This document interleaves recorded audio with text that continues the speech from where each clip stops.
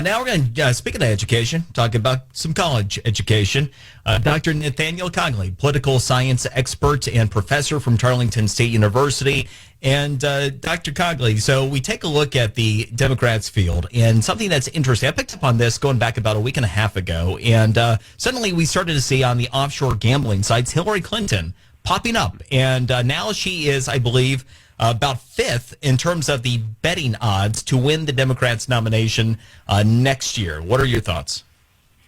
Well, it's interesting you're checking the offshore betting odds, and there's other people pop up on there like Michelle Obama and others. So some of this talk about Hillary Clinton, I think there's two sides.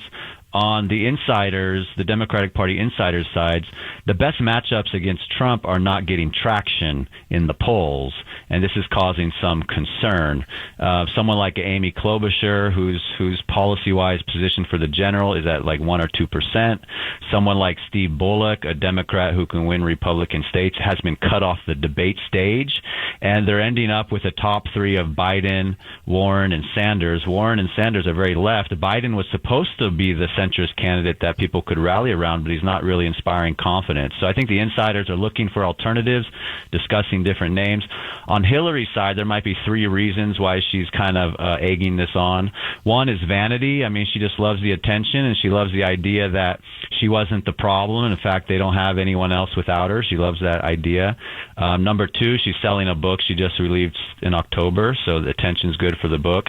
And number three, I don't think she's going to get into this competitive race right now, but the more this plays out, the more I'm thinking a brokered convention is a possibility, and Hillary's a real insider. She also knows a brokered convention is a possibility, and I don't think she would be a likely choice at a brokered convention, but she is signaling that if the party wanted to hand it to her, she would be willing to accept. Interesting. And, we've heard about the Oprah effect. It probably ended up pushing Barack Obama past Hillary Clinton back in the 2008 Democratic primary.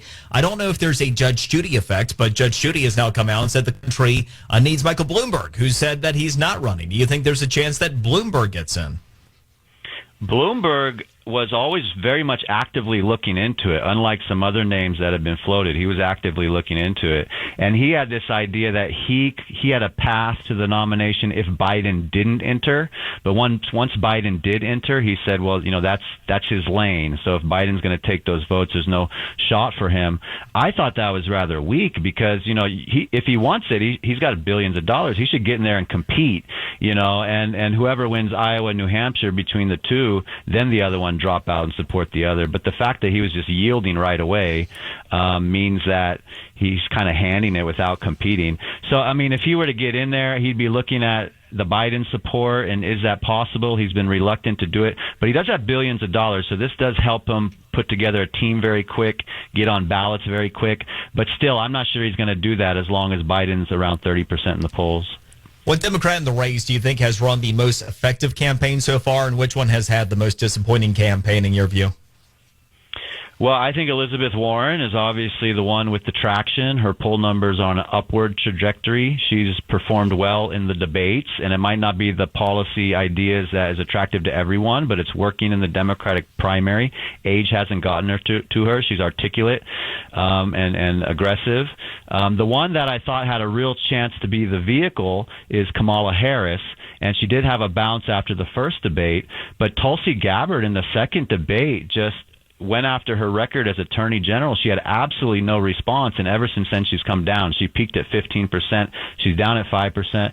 We did our own show out here, and we were looking for highlights from the third debate. I had nothing from Kamala Harris. It was like she wasn't even on the stage. She just didn't have a memorable moment. So I would say Warren is doing very well, and Kamala Harris is underperforming.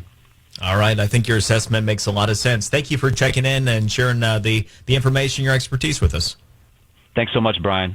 You bet. Dr. Nathaniel Cogley, political science professor from Tarleton State University.